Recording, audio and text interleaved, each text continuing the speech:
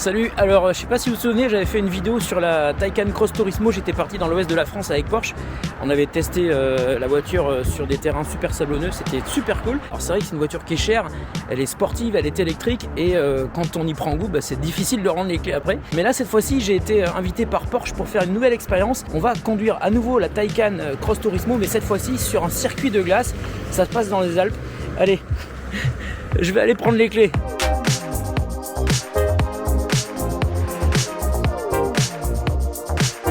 Il fait beau, il fait pas chaud. Et on est à bord de la Porsche Taycan Cross Turismo 4S. Je suis à Chambéry et j'ai 2 heures de route pour aller retrouver mes camarades qui sont au resto. Mais bon, on va y aller, hein. Tranquillou. Allez, on y va. Faut juste que je me rappelle comment ça marche. Attendez. Oh là là, ça me fait hyper peur là. J'ai une voiture qui vaut tellement cher et je suis tellement dans un parking tout petit que j'ai un peu peur là. On va essayer de se lancer dans ce petit road trip. Déjà, une première partie de 2 heures. J'espère que ça va marcher. J'espère que je vais surtout pas abîmer la voiture. Ça serait dommage. Oh, c'est chaud quand même. Oh là là là là là. Ouais, vous sortez à droite et puis après le GPS va vous emmener. On s'était vu la dernière fois hein, sur le... Exactement, Ah, je me rappelle. là. Bonne route, à tout Merci à l'heure. beaucoup, à tout à l'heure. Ça passe juste. Ça passe mais grave juste quoi, c'est un truc de ouf. Ça y est, je commence à bien prendre en main la voiture. Alors on est dans des routes de montagne, il fait beau, il y a du soleil, la route est sèche, donc c'est plutôt cool.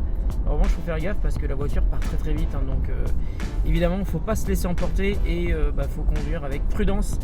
Mais c'est vrai que, encore une fois, comme je l'avais déjà remarqué la dernière fois que j'avais testé cette voiture, on est très très vite en sécurité parce qu'elle réagit très très vite, à la fois au coup de volant, au frein, à l'accélérateur évidemment parce qu'elle est super puissante. Et évidemment, il faut mettre le prix. Hein. Là, on est à côté de Bourg-Saint-Maurice, il y a de la neige un petit peu partout, sauf sur la route heureusement, et puis pas non plus sur les bas-côtés ici. Mais il y en a un petit peu plus haut et il y en a dans la vallée. Allez, je vais vous laisser, je vais me concentrer sur ma route, hein, d'accord? Parce qu'il y a quand même des fous du volant ici.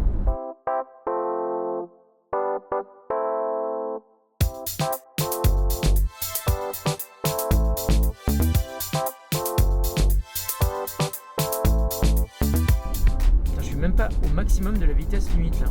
Je suis à 75 et c'est limité à 80. Et j'ai l'impression d'aller vite. Wow, c'est magnifique. Stalactite. Magnifique, magnifique. Le Villaret du Nial. Très très beau ici. Et c'est tout plein de neige partout. Je pense que je suis bientôt arrivé. Ouais. On est à Val d'Isère, on est arrivé. Qu'est-ce que c'est beau! Oh là là, il y a un hélicoptère. C'est magnifique. J'adore la montagne. Merci Porsche de m'avoir invité à Val d'Isère, c'est vraiment hyper sympa. Une belle voiture, une belle montagne, un beau soleil. Je suis heureux. Et là, je vais chercher mes potes. On cherche des Porsche. Les voilà, elles sont là. Je suis arrivé en un seul morceau.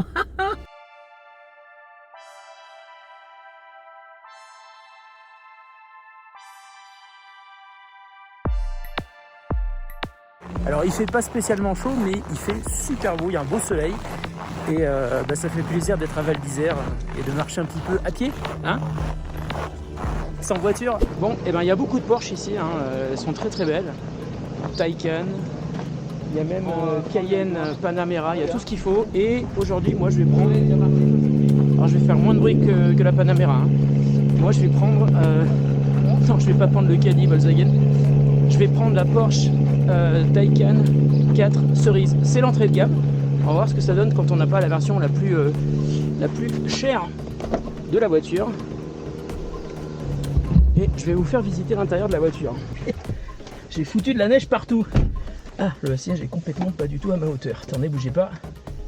Voilà, je vais relever les sièges parce que c'est quand même important. Je suis pas très grand donc il faut que je puisse voir la route quand même. La route mais pas seulement parce qu'il faut aussi que je vois le head-up display, donc l'affichage tête haute qui est affiché donc sur le pare-brise. Ça c'est génial, super pratique. Ah, j'ai la ceinture qui se resserre quand je roule, c'est normal. Donc on va tout doucement parce qu'on est en plein milieu du village de Val d'Isère. C'est magnifique. Oh, je sens que la voiture elle, elle bouge sur la route totalement boueuse. Ah, il m'indique qu'il y a une station essence. Je vais pas en avoir besoin évidemment. En revanche, j'ai appris un truc hyper intéressant hier soir quand on a eu le briefing avec l'équipe de Porsche. C'est qu'en fait, il y a énormément de véhicules Porsche qui sont à essence et qui continuent à rouler évidemment. et parce que Porsche vise la neutralité carbone d'ici 2030, ils se sont dit comment faire en fait pour conserver cette neutralité carbone dans les années qui viennent, malgré le fait qu'il y ait beaucoup de véhicules qui roulent toujours et qui roulent à essence. Et bien, ce qu'ils ont comme projet, d'électrifier les anciens véhicules évidemment, même si techniquement on peut le faire, hein, il y en a qui le font, mais c'est surtout de créer un carburant de synthèse qui se baserait sur du sans-plomb par exemple, et qui passerait dans 2 électrolyses différentes qui permettraient en fait de purifier en fait le carburant pour qu'il n'émette plus de CO2 si j'ai bien compris, pour que ce soit un carburant propre. Ça va permettre en fait aux vieilles Porsche 911, 924, 964 etc. mais aussi aux Cayenne de rouler avec un carburant propre. Alors pour l'instant c'est à l'étude, mais ils sont vraiment en train de développer le projet. Ça leur permettra donc d'atteindre quand même la neutralité carbone en 2030, et ils imaginent qu'ils pourraient ensuite réinjecter ce carburant de synthèse dans le circuit classique des stations essence via les pétroliers. Donc voilà, ça c'est un projet qui est hyper intéressant et je vais essayer de le suivre dans les années qui viennent parce que à titre perso, moi depuis que je suis gamin, je rêve d'avoir une Porsche. Un des trucs qui me freinent évidemment, c'est la consommation de l'essence, parce que l'essence ça coûte cher. Là aujourd'hui on est à 2 € le litre quasiment. Donc voilà, un projet à suivre de la part de Porsche. J'espère qu'ils vont réussir à fabriquer ce carburant de synthèse qui rendrait les voitures très propres. Malgré tout, parce que je vous parlais du prix tout à l'heure, le carburant de synthèse qui se baserait donc sur du sans-plomb qui aurait été modifié va tout de même être cher, parce que leur but c'est de viser 2 $ le litre, ce qui est un petit peu plus que le prix aujourd'hui d'un litre d'essence. Donc voilà, à suivre. Alors je sais pas si vous avez vu ma vidéo précédente sur la Porsche Taycan Cross Turismo que j'avais publiée sur la chaîne. Si vous ne l'avez pas vu, je vous mets un lien ici. En fait, j'avais déjà remarqué que même si c'est une Porsche, parce qu'une Porsche c'est une voiture qui est quand même assez basse, sa capacité grâce à sa puissance et puis tous les modes de surélévation de la voiture qu'on a, par exemple le mode gravel, et ben même sur un terrain accidenté, un terrain enneigé, un terrain boueux, un terrain sablonneux, elle se débrouille super bien et on a l'impression d'être sur une route plate, normale. Et là c'est pareil, hein, la route est complètement recouverte de neige. Je ne suis pas sûr que les chasse-neige soient beaucoup passées ici depuis ce matin. En tout cas, c'est super agréable. On ne ressent pas du tout de difficulté sur la route. Ça bouge bien sûr, mais la voiture est tellement puissante, tellement bien équilibrée aussi que c'est parfait. Alors, la voiture électrique ne fait pas de bruit évidemment, mais on peut activer un bruit de moteur si on veut, qu'on entend à l'intérieur. Je ne suis pas sûr qu'on l'entende beaucoup à l'extérieur.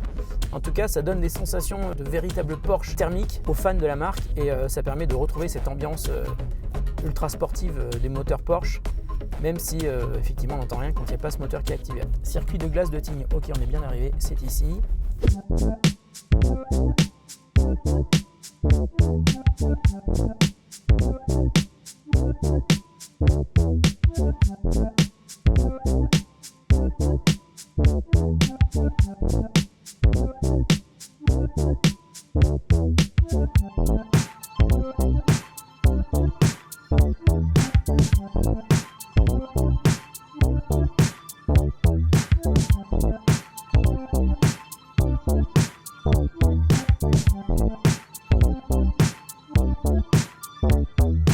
Vous l'avez vu sur les exercices, deuxième chose importante, ça va être le regard qui va conditionner énormément. Et troisième chose, l'anticipation. Vraiment, c'est les 3 règles à retenir: position de conduite, le regard, l'anticipation.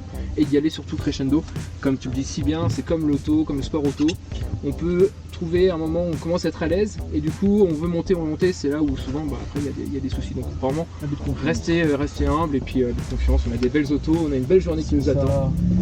Donc la petite ligne droite ici qui va nous permettre d'arriver sur cette deuxième partie là.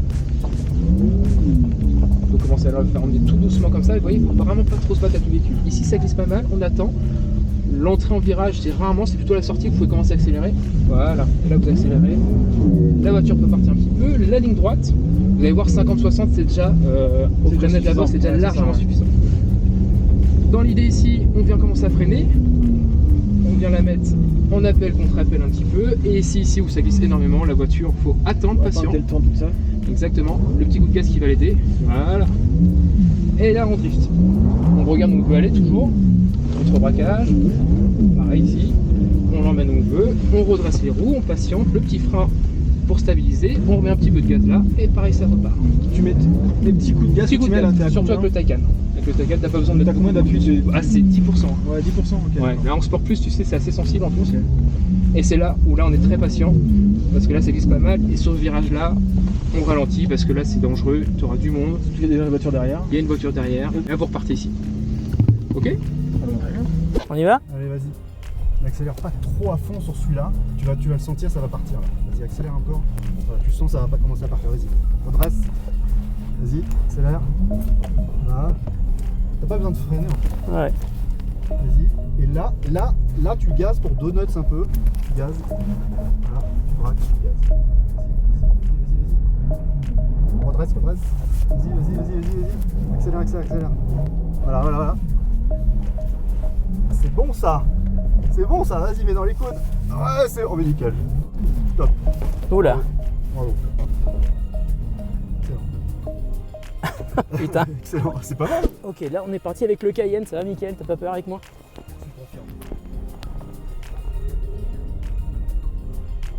Ouh. C'est